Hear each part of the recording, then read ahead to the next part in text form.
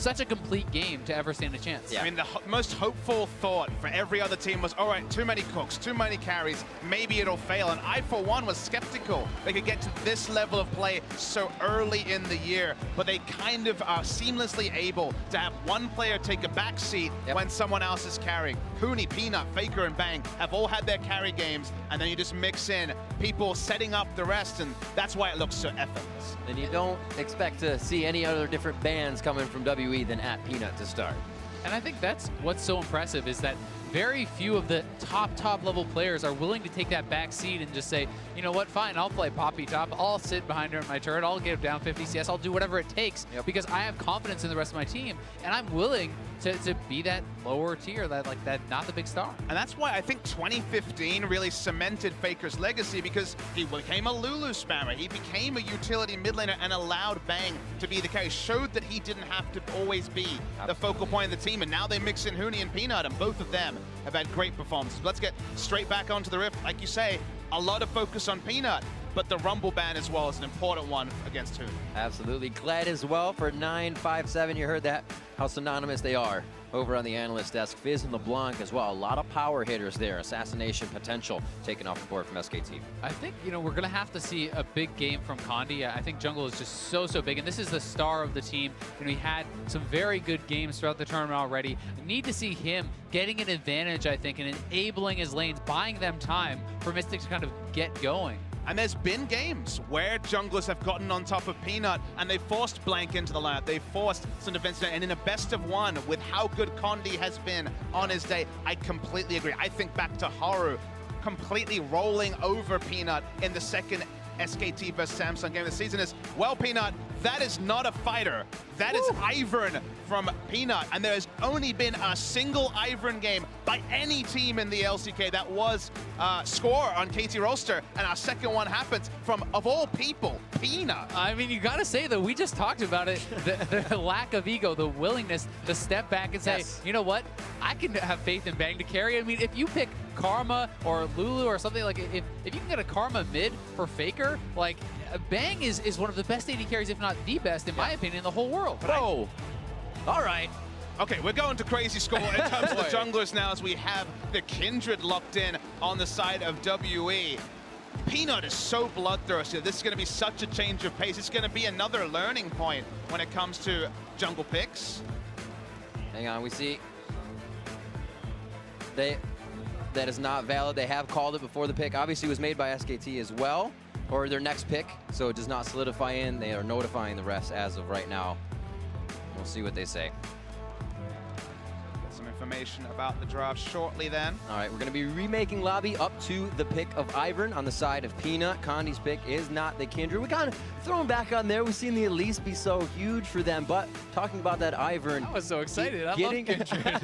Getting it away from the Lulu, pretty big as well. But my excitement is not tempered. No. Peanut played one style through the course of his time on Najin as a very young rookie, onto then the KOO Rocks Tigers. He was an aggressive jungler. He didn't have a team around him on Najin that he did on the Rocks, who empowered him. And when he initially stepped onto SKT, there were times where he would gank bot lane when Bang and Wolf were trying to freeze waves, and literally Wolf and Bang wouldn't help him with the gank. Such was the level of disconnect between the two. That time has changed, but this is taking it to the nth degree. This is actually going to be a game that shows some of the development of Peanut, because he's been stuck on Rengar, Lee Sin, Graves. They're very much meta fighter junglers, and Ivern is so different. He really is, and I think even more so there's the pressure on Condi now to be successful, because when an Ivern falls flat, it really falls flat. I mean, we had quite a bit of Ivern in NA, and when we had these carry-style junglers switching over, some of them had some pretty awful performances, because if you fall behind, you're pretty worthless. You can never duel, you can't keep yourself safe,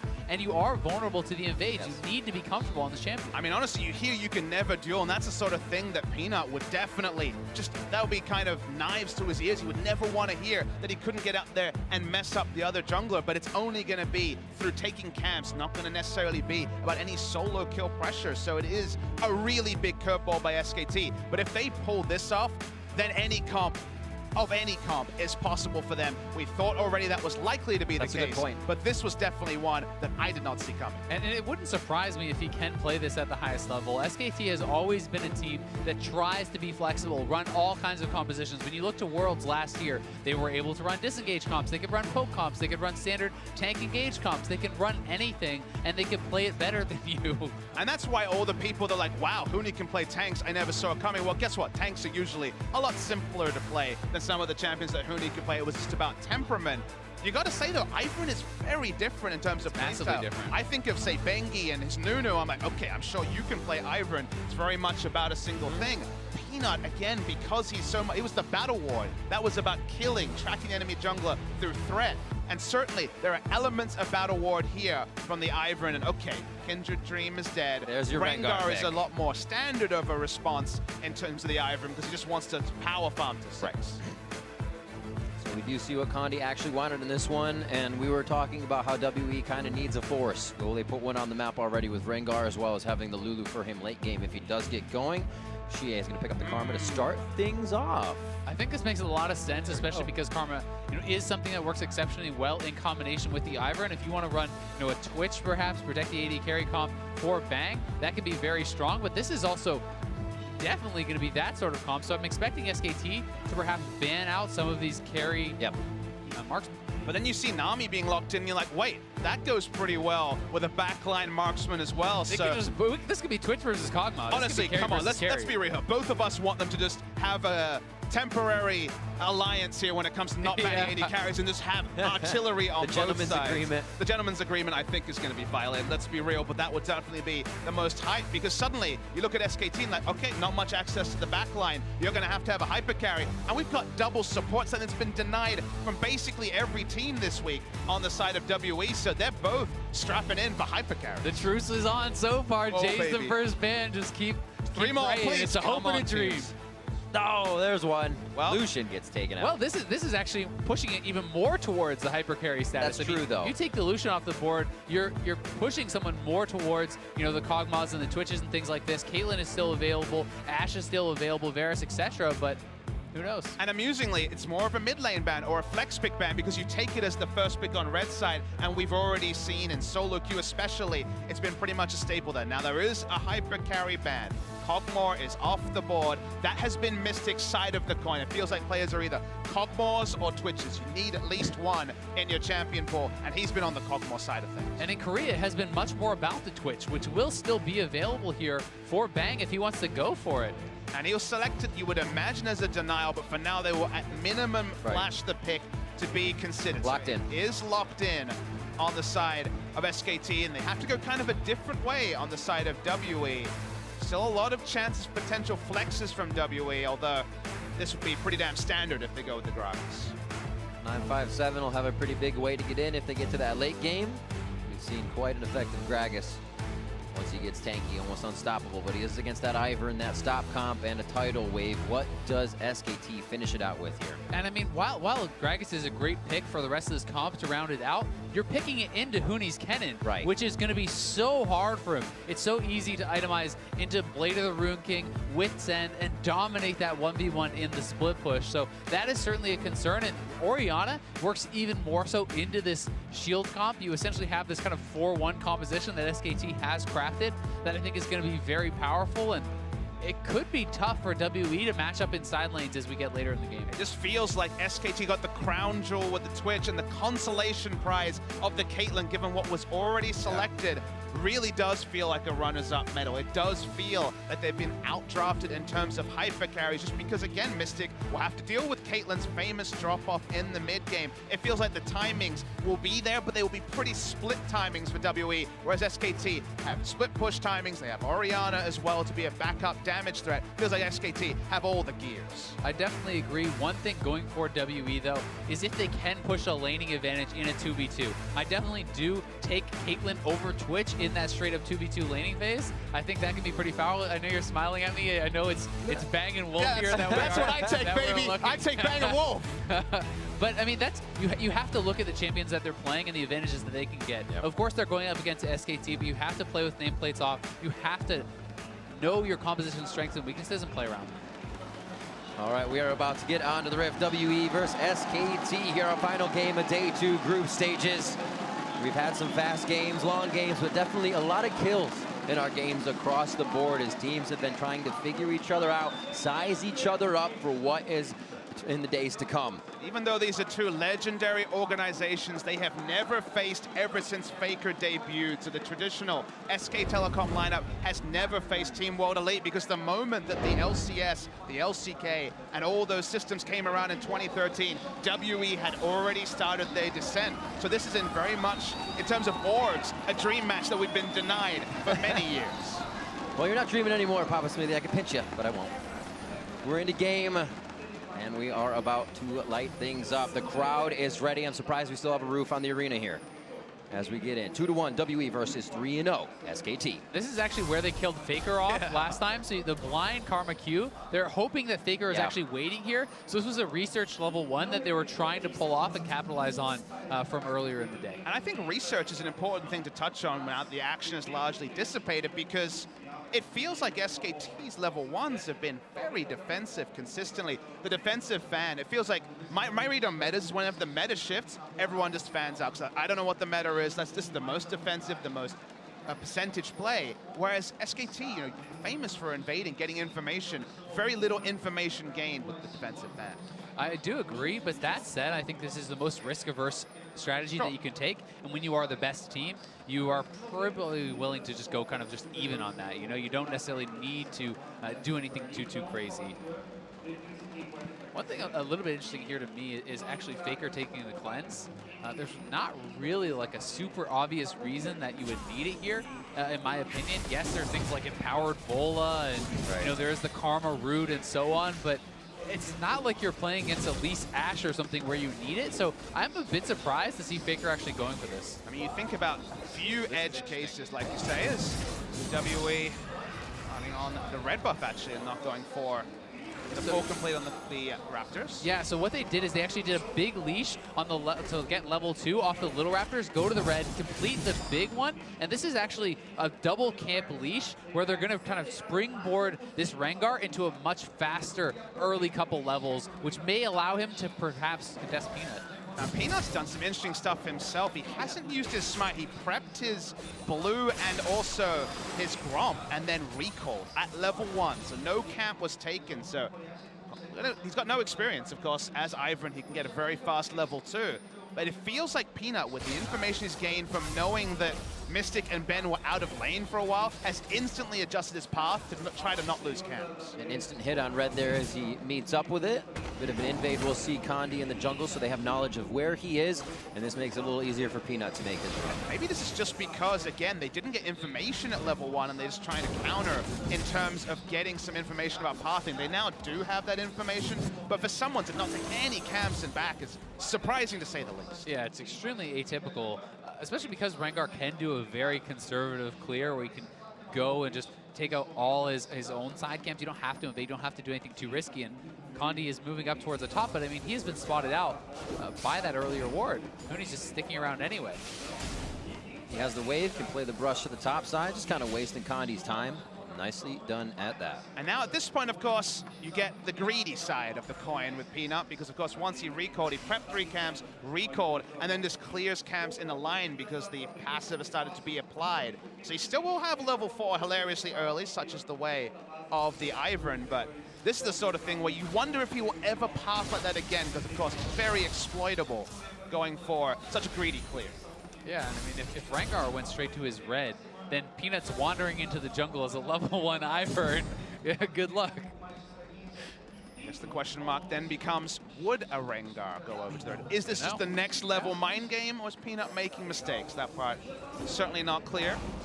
Waiting for that wave to thin out just a little bit. Root call over the wall, can get 2 stun on. They can get a little bit more. The second follow-up. The 957 gets out with 112 HP. He's safe, but bot lane's taking a bit of fire here. Ben could be going down, calling the summoner heal, and if Ben can get closer, they do not have to, and a good trade back with the trap from Mystic. That top lane gank was pretty ambitious. The wave is pushing towards Huni, so this is going to be problematic for 957 regardless, but the fact that they commit double flash on a Gragas who is extremely tanky, even just with that W and the additional healing from your passive, is pretty surprising to me. I mean, I understand the gank path. You know, he's got the boost mobility. He cleared all his camps. He wanted to make something happen. But as you say, leading with the flash when 957 was already moving back, kiting back defensively, was optimistic, I guess, is the broadcast-sensitive way of saying it. I like it, I like it. Mystic and Ben still going hard in the bot lane. They have Ignite. Exhaust is down. The kill pressure rises for them to try and make a move on Bang and Wolf. But here is Peanut towards bot side. And you also have to remember, Bang started with a longsword 3-pot. He's it through all his potions, right. So this is where you start to become more vulnerable in this 2v2 stage. That said, Peanut hasn't been spotted out for a while, but if Mystic and Ben could actually get a straight-up fight, they have summoner advantage, and they are going to have the sustain advantage here, too. Speaking of starting items, Huni went very confident starting with Cull, which can certainly be an option. Usually it's the Doran's Blade into Cull as the more safe side, but clearly not respecting the Gragas trading potential, and just melee versus range, predictably, already has a pretty comfortable CS advantage. Remember, Huni has no flash, and they could go for this. Okay, the E is now down. If he walks back up to the wave, I expect to see commit here from WE. Now, a control ward was a really big commitment of its own. This is basically saying, hey, I've got my jungler up top, so Huni has been largely respectful. Nice dodge. Thundering Shuriken back to say knew what was going on, but as you were saying, the control ward may be giving up a bit too much of the aggression. Ben moving forward, still trying to work off this exhaust down, but Wolf able to staying up. One more headshot, another one coming in. Wolf's gonna get the summoner heal from Bang, stays alive. Actually split targeting there. Mystic started off on Bang and they used the Ignite on Wolf, then he swapped over. Had Mystic committed to the kill on Wolf from the start, they surely would have had the first blood there, but either way, they do get the 2v2 advantage, and this is what I was looking for from WE's bot lane. Yeah, playing to their lanes, as you say, playing to the picks. This is the one part where they really did have supremacy in terms of early lane trading. A lot of tools used by SKT, everything down.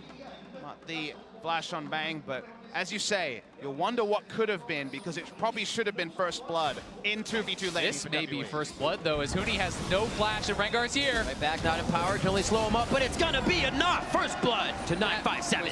So well orchestrated by 957. He's waiting in the brush, hits the perfect ultimate, able to get in front of Huni, so there's no way for him to rush out of there. And very well played by WE, punishing the over-aggression from SKT in that earlier top lane gank. Exactly, investing your flash aggressively means that you can certainly be taking down Condi very fast, farming till level 6. Not quite sub 6 minutes, but certainly there, but every skill shot registers exactly as needed. Beautiful stuff from World Elite, and so far I still remain to be convinced by the Ivern on the side of SKT, and specifically Peanut, whereas WE looking clean in the early game like they did earlier today. I definitely agree, but you know, with the advantages that Huni had, this is kind of just pulling things closer. This is not blowing top lane wide open, and unless Condi is going to continuously go up there, Huni will win this 1v1. So despite the first blood going over to Gragas, this is kind of more of a stopgap than really blowing this matchup wide open. I mean, he had so much CS already that Bilgewater towards the Blade of the Ruin King is completed for Huni, so item timing to that point, certainly pretty happy. Speaking of happy, Frank will get his first blue buff of the game. They're already starting to focus that top side to make sure Huni is getting exactly what you say. No actual wards go in when they steal the blue, but Faker now up a bit, and we'll see if they can defend theirs as it comes up shortly.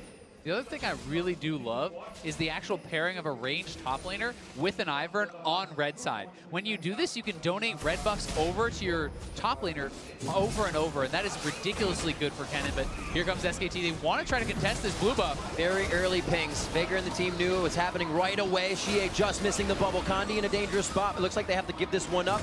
They get all the little escapes that they need, but can they continue to leave this? Shockwave forces the flash onto Condi and to Ben. Double flash, certainly a good reward there. They didn't lose their blue buff either because the timing was on point on the rest of the SKT team collapsing. So a lot of pressure going to be relieved in bot lane. It's going to be very helpful there, as no longer have to expect the flash ignite. Turning to bot lane, the trades, of course, will continue. Remember now, it's Ben without that flash, so this is something that could be capitalized on. You know, as Wolf gets 6, if Peanut wants to come down, the Lulu could be easy pickings, but looks like Peanut wants to go upside, grab that red buff, look for it to go over to the Kennen to really start to abuse this matchup, and I think it's such a strong pairing. Ideal timing-wise would be after he shopped and got his Cull purchase in. He's only 15 CS away from that, but efficiency of the pathing from the Ivern is more important, so Asymmetrical map certainly will be helping out SKT in this particular regard. Returns to top lane, and 957 won't be able to go the budget rod of ages, the triple Doran's ring. He is halted in many ways, and build path is always a bit more frustrating when you're dealing with physical damage, because Spirit Visage, of course, has so much double dipping for the tank grabs. I agree, and you know, Huni's itemization is so straightforward and so easy against the Gragas. Bladed Rune King, Wit's End, both incredibly powerful against this guy. And mostly what he is going to want to do is just build for the 1v1. It's not as much about the team fight here for Huni on this Kennen. 957 doesn't have the luxury of just building for a pure 1v1. You think of the shielding on the side of SKT to empower Bang, but also its disengage, also its utility to get them away from a hard engage like the Rengar ult. So there is just a lot of safety. Setting a trap here. Oh, nice flash from Peanut. Dodges the empowered Bola from Condi. But they do get that out. So Peanut, we see continuously being pressured on this Ivern jungler, where he's usually one delivering that medicine. And Condi does have his ultimate up now. They did not expend that to actually blow the summoner. So they are looking here on the bot side. They want to try to collapse and perhaps push down this early first turret. They have great wards. They'd see Faker coming right across the blue if they were a 2. Condi's going to be hanging in the jungle. We'll see if they engage. They'll be found at every possible pathing, and 957 has an excellent teleport ward. Knowledge there for SKT. There is that teleport. Sometimes you got to wonder if it took too long to engage. Tidal Wave comes out. He stopped the TP. Wild Growth on, and Bang is going to get the damage from Condi. He goes roar on him with the empowered, and now Bang's going to get himself killed by minions. That kill Faker goes over to flash. Bang, but he goes down as well. And now Faker coming in onto Xie. Will they be able to get the kill? Mystic and Condi seem like they make it out. Great minion wave to help them, and they may be able to get a few shots onto this to make it a 1-for-1. First turret trade. The thing you kind of give up when you go for the Ivern is a lot of these skirmishes, you're going to be lower damage, you're going to be unable to turn fights. That's certainly on Lee Sin and other picks Peanut will be able to do. Still, they posture pretty aggressively, and SKT do lose out. Yeah, and until you would have that Twitch at a strong point where you just keeping him alive is enabling him to really crush people down, then you're not worth as much in these fights. And I think WE making a good play here with the Rengar ultimate up, summoners down, they're able to force, and this is Huni stopping with the ultimate, I do believe, on 957's TP, and is able to just walk right out too. Doesn't have to commit his flash either, or did use it afterwards, as you can see at the bottom of the tooltip. But yeah, Peanut is on the utilities, not able to get in and skirmish.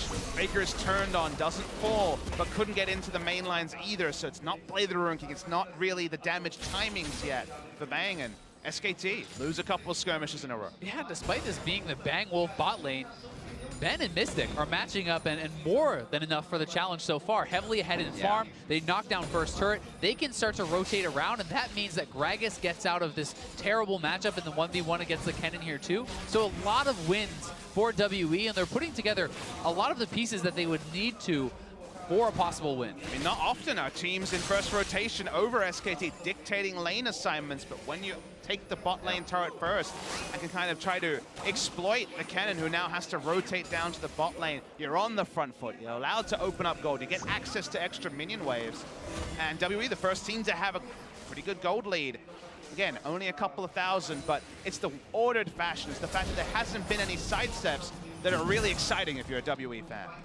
Speak about that access to extra minion waves. We also have to remember teleport on Xie and the all-in. 957 if they want to play a side lane. Here, the side lane on top. Condi with the Played Rengar by ultimate, Bang. he's gonna be here. Mystic gets out. Ben and Condi on the backside, and the ultimate definitely makes SKT think twice. Wild Growth on 2. Bang and Wolf just coming out of a fight. Don't have the summoners to keep going, and Condi's in front. Wolf goes down. He should be able to make it out alive, as the Ivern still not doing enough to impact. And now Bang trying to get into the brush, use the hide with Faker. And the Shockwave could come in. The turnaround, no kill to hit. As the Shockwave is held, they are still able to get one now. Shockwave goes to Mystic, and the fight follows up as SKT was waiting for it. TPing on, does cancel, was TPing onto Daisy, so backs away. Flash auto attack, enough to get the kill. Speaking of flashes. Whoa, Xie does not want to stop. The blue buff is there to continue the damage forward, and Bang's not going to be the one to go down. Can they guess it? Yes, they can. Ben picks that one up, and bot lane is a fight between Huni and 957 that's going nowhere. And so far, Condi has been more than a match for Peanut in this game. He has been in the right place at the right time, able to respond with that Rengar ultimate, comes crashing in, using that Lulu Rengar combo, and picking up some more kills. WE is really playing strong in this game. And all that SKT really has to show for the early game is the CS advantage for Huni on the Kennen. Of course, countered by a massive CS advantage for Mystic over Bang. Bang opens up, but he's a level behind. He hasn't been able to get anything going in the laning phase. Basically goes 50-50 with the laning trades, but the moment the Rengar ult was popped and the Wombo was there, SKT were on the back foot. Peanut again trying in mid, still playing a decent Ivern, just not having the Peanut impact we're used to. As he gets himself back 1-0 and 2, as he helps the team control some of the lanes here, and Faker goes to the top to start dropping these turrets. And to be clear, SKT is not in trouble by any means in this game just yet. They have an extremely well scaling composition. They have side lane advantage later in the game. They have the stronger hyper carry. So they have a lot going for them. It's just that WE is really making them work and keeping this game very, very close. It's anyone's game. And making them work is not something you can really Rengar ultimate coming up for Faker. Oh, he is getting pinched on this one. Ball to the top side. Death comes from the bottom as Condi picks up another one. 3-1-1. 9-5-7 in a troublesome situation on the bot. Could he zero out? Bang gets himself to the turret. Bang takes 2 shots. Heated up. And now WE 9-5-7 tries to dance around, but he is danced down by SKT. Greedy pathing on both sides is going to be rewarded with turrets. So it's a 1-for-1 trade. Be more gold going globally on the side of SKT with 3 people attacking, although WE going to walk up as well. And SKT plays so well around their opponent's cooldowns. They knew that 957 had no Gragas ultimate in the mid lane, so there's no real way for him to ever turn around this dive. And here's Huni in on Shie, as we miss this kill. Yep.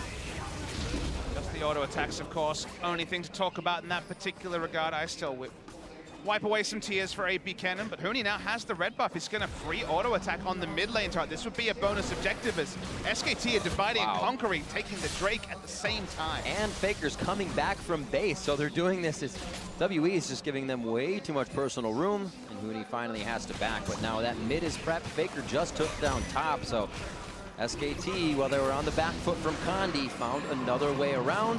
They start working around their opponents. And it's all educated guesses. You know, we've talked a lot and criticized teams. I know you yesterday were talking about Flash was looking for the perfect Baron.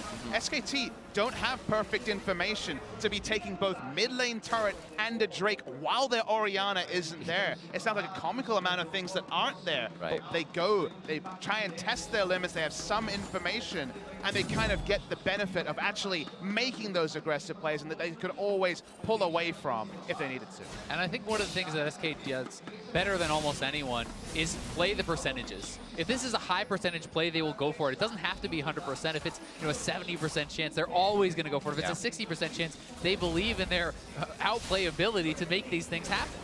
If SKT was a poker team, they would be tight aggressive, whereas we've seen too many tight people folding throughout the course of this tournament, and the aggressive side is what SKT have needed to actually find any sort of a lead, because WE have mostly been on the front foot. They never fold any pair. Bang, Wolf, Faker, Bang, Peanut, Faker, full house of the whole team. SKT's going in. I mean, it looks like it's been looking like, as you say, a royal flush for a lot of this season. KT fans certainly depressed about that. I think KT fans had a lot of things to be depressed about this season. The suffering is real, Azael. 18 minutes in, 957 gets the Shockwave, Tidal Wave to follow up as well. And the root caller onto Mystic. They've been hit with just about everything, but the crowd control wears off, and they see through the fog, and it clears. The fight is over as well, but a lot of summoners and ults blowing to the side of SKT.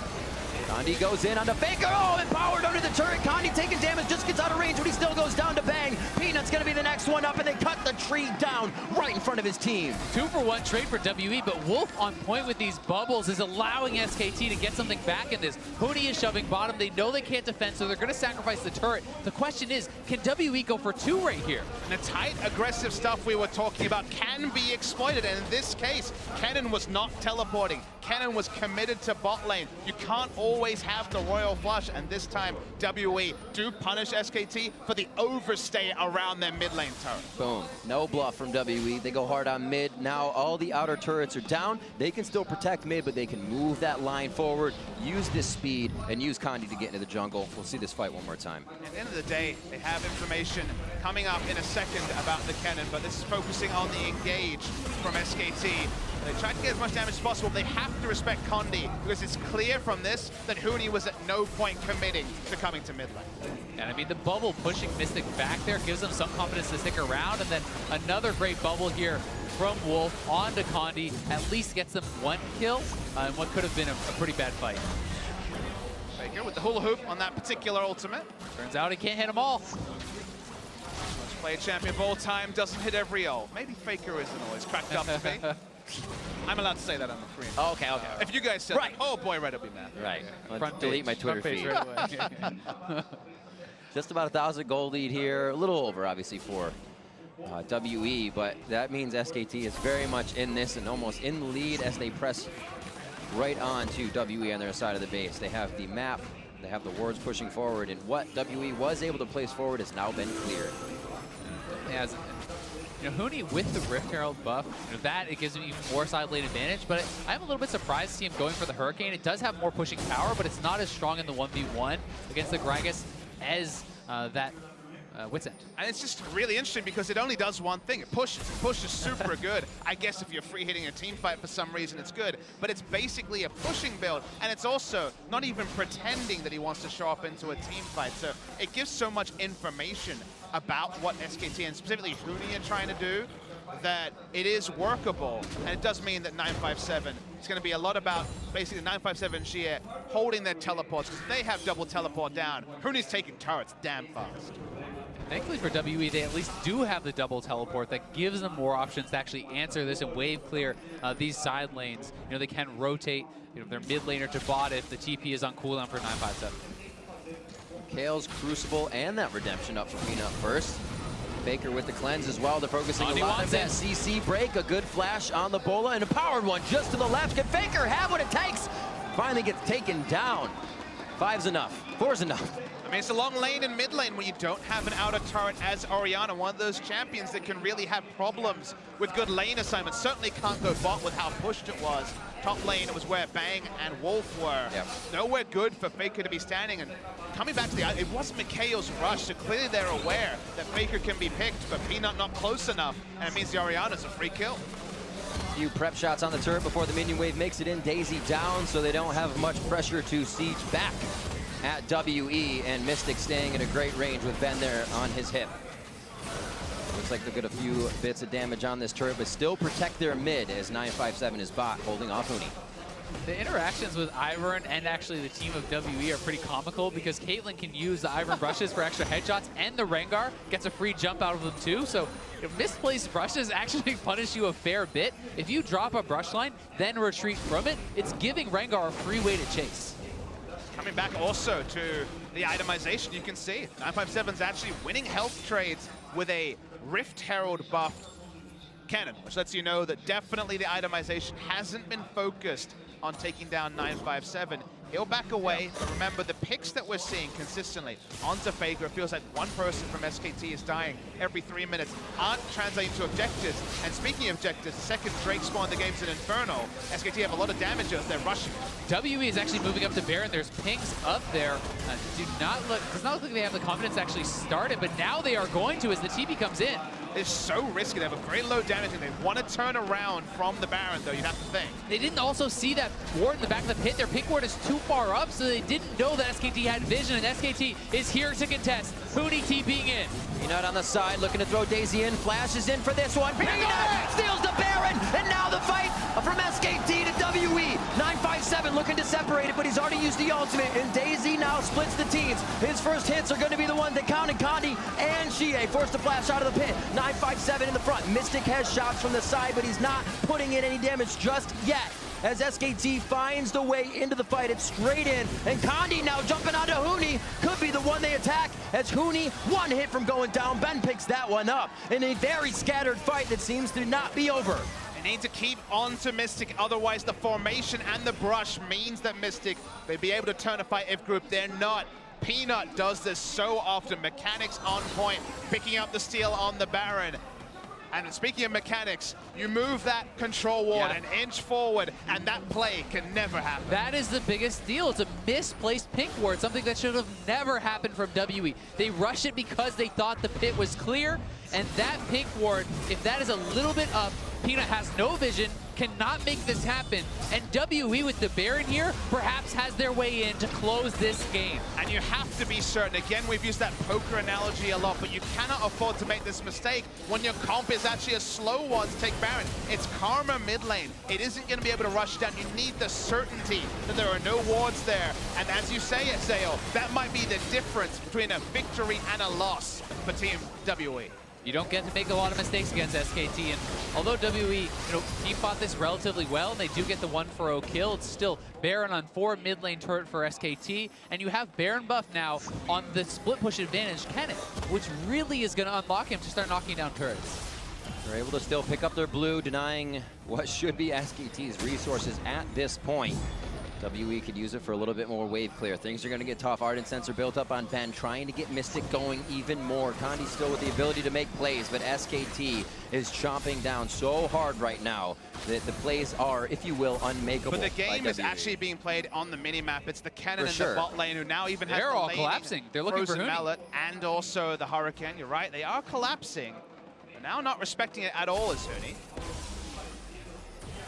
Here comes the cavalry for WE, but they're kind of split between two decisions and they choose to back away. Yeah, and it looked like WE did not know where the rest of SKT was, and with them missing off the map, they gave them the respect, perhaps too much respect, that they would be in position and that Huni wouldn't be that far out without defense. But it's so comical when you overchase for a single kill and you lose turrets on the other side to Baron. We'll have to back away for now, as this is where the action is at least. Bang looking for a flank. He's going to try to cut people off as they come to rotate over, and Huni with the solo kill on bot lane. He used it all, Blade of the Rune King, and the kill. He's going to get hit by Condi now as the top lane pressure happens. Condi has to make this work, or he has to get back to defend the team. He's already back up over half health from the minion wave. SKT is just going to crack the base here. Let's see if Condi can do it. If he locks him up enough, there it is. Had to get the Empowered in, got himself to safety. Hexdrinker gave him a little bit of help there on any of the electric surging. 10-7, 26 minutes in. SKT still making a lot of dents on the side of WE here. But all these timings are piling up. Finally getting a laning focused item and a Baron buff.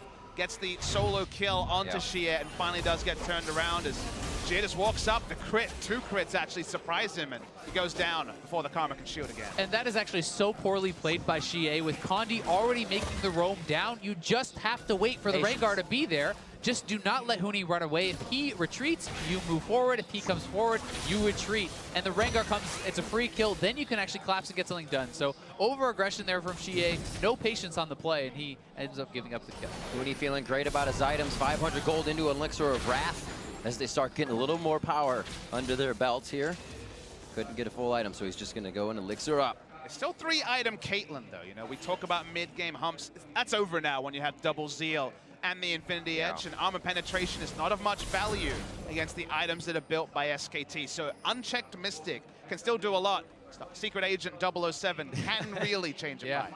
He certainly can. I mean, the fact that you pointed out there's not armor being built up, you can build the luxury items, go for pure DPS, and really shred through these guys despite the shields if left unchecked in the fight. We saw at the Barons that he was left unchecked, but Bang coming in huge, doing over 1,500 HP to 2 members of WE. That means they have to turn tide, head back to base.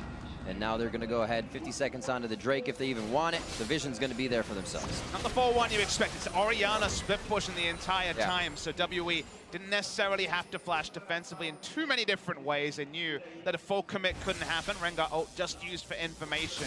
So SKT will back away, but they can continue to make these plays pretty consistently, and they do have a teleport advantage, at least for Huni over 957, so it might have to be Xia once again matching up to Kennen, which on first check and with the last recent example, didn't look so great. Definitely didn't. I mean, I think he should be able to wave clear at least with the Karma Q spam, but he certainly has no business trying to take a 1v1, and WE is moving down here. They're going to be caught off guard. That was faster than he would have expected. Peanut could be going down next. Redemption comes in. That was Wolves. And it looks like they're going to get themselves here to the bot lane. Good pressure here. Also blowing ultimates would help with a Baron in 1 minute as topside is being worked by Huni. Yeah, meanwhile, At is definitely the sub-story here. Huni has those items and also the Glimpse of the Void. So these auto attacks gets almost completely dead. Although 957. Knocked in. Could get the resolve in from Xie. Actually hits a minion. They're not going to get enough damage in. Mystic with the flash forward. Not the flash forward, sorry. Caliber Nat. There are the shots. Hits him with the barrel, and they drink him under the table. But the bot lane still being hit by SKT as they're just putting so much on WE's plate. This is the pressure play. This is the lose-lose that the best teams will force you They're into. going to look for an engage perhaps here, though. Condi does have the ultimate. WE does not want to let them escape. They're trying to corral them. Condi is playing it slow. Condi looking to get some stacks in, uses the Q. Redemption for Bang to make sure nothing happens for him, as it looks like he's going to be able to get out alive. Condi very low, but Bang as well gets the shockwave, and that's the kill coming in for Faker. 957 over the wall. They're looking for the low health, but everything is getting away. This is changing the mentality of WE, making them go inches further and costing them members. However, 2 for 2. And SKT make plays you wouldn't expect. Bang opening up in melee range on a Rengar, trusting his Orianna, trusting his Nami. Means they're able to eventually use the flash defensively on Bang after getting a beneficial trade. That is what separates SKT. Making the aggressive plays around out of mid lane turret and Drake just about 10 minutes ago. And then in scenarios like that, where if you don't go offensive, as you say, Azael, you get collapsed on. Yeah, and I mean, it's recognizing also, look how far away Mystic is. This is a protect the AD carry comp. If the Caitlyn is not there, there is not threat on the rest of the members, and that gives SKT the confidence to open up on Xie again. Great dissonance from Faker, giving them the range to get in room for a bubble, and Bang's kill. Another one for SKT. And when the items come up onto Bang, it reminds me of that LCK final where you saw so often Bang opening up super aggressively on carries. He knows his damage output, goes back, adds on Infinity Edge, if you don't mind, and suddenly he doesn't respect anyone on the side of WE. Yeah, I mean, if you get a good ultimate off with Twitch, now that you have the IE, a couple crits will shred through pretty much anyone in the backline. And we were looking for gentlemen's agreements. Turned out the real gentleman's agreement was no one building armor. It's only a Sunfire King and a little bit of armor on 957. So we got 2 super high damage hyper carries. SKT forcing the bear, and Xie is dead. Does have his TP. We could join the fight, but they're going to go for it. Condi's in, looking to clear this ward, but he's getting himself the wild growth immediately. A lot is used in defense. Obviously, SKT will turn the fight. A kill on a Condi coming in from Bang. And the team gets quite an assist on that as they continue to rake up the gold. Not going to aggro back to full health. The minions are taking down the Nexus turrets in the base as SKT works around the map when they're not even there. I mean, it's a win-win for SKT. Even if they have to back off, if Xie TP's in, that means the second Nexus turret will likely also fall. So they have the pressure around the map. Now barreling down mid lane, not taking time to base because they already have big completions and they can force down even more turrets. I mean, Void Staff, Infinity Edge doesn't get much better, just slapping on a bit of extra attack damage. So whack out the Daisy, take another inhibitor turret. It goes down, all 3 down now for Wodley. Inhibitor will fall quick. And not long for this world. They should just head to the top side and continue the minion wave. Actually, they're going to split it. They have all the power in the world, and they're trying to spread WE thin for any fight as they stand under the 1 Nexus turret. The ults here, any picks, the game probably ends. There goes down another inhibitor. Condi wants to go, and there's 957 as well. They have to make it happen. They don't have wards behind him. This could be the entry. He's got to hit it. Bang gets the first knock, but he gets pushed to the side, and Condi's actually the front line with 957. They're the tanks. They go down the fastest. The hula hoop from Faker just for the show. Mystic, Ben, and Xie trying to make it to the base for Solace as SKT continue their dominance here on day 2 of the MSI group stage. They will stay undefeated as they take down WE. Crowd hype is legendary. SKT 4-0. The early game certainly didn't go to plan. Debut on that Ivern, question marks for Peanut, but we know they can play other styles. They now win with the Ivern, and if you're preparing for SK Telecom tomorrow, you've got another pick to worry about. Yep. Yeah, and Hooney in the side lanes, I think he was so pivotal in this game for them, giving them the time to build up to this stage where Bang could take over. He drew so much pressure, so much attention, taking down turrets, getting solo kills, and Hooney was a big star for me on SKT this game. The ability to have a few sit back and the other few carry, as you said before, Azael. They really synergize well, and they know their role going into the game. It did look like Peanut kind of had a lackluster start, but it was his role. He knew he couldn't get in too much damage because that's the Iron. And just SKT knew when they were strong, and they knew what were the calculated risks. There were a lot of calculated risks in the game. There were a lot of calls that were made with incomplete information that, again, a lot of teams this tournament, especially the Flash Wolves, we put the microscope on them, have been reticent to make. But SKT make those value bets, make them work, and that actually allowed them to steady in the mid game. Because around 20 minutes, we were not sure who would be winning this game. Definitely weren't. I also love the fact that SKT, when they get that Baron, despite Faker having enough for a full death cap, they know that the map pressure that they have already achieved is more important than him basing and resetting the map, allowing WE time to set up their defense, to push out waves. They never give you a chance to set yourself up, and they just push down and end the game. And that's such a cool stat, because a death cap is such a big thing, but getting all your minion waves pushed up takes a lot of time. So you lose so much tempo backing that actually they gained a lot more with Faker sitting on 4,000 gold, which was quite a lot of the gold lead if you look at it. Absolutely crazy game. Huni coming up with 28,000 damage there. Bang was behind him at 22. So as you guys were saying, he was doing so much work. So now that we've seen the last victory screen of the day, let's catch up with Dash and the gang. Thank you very much.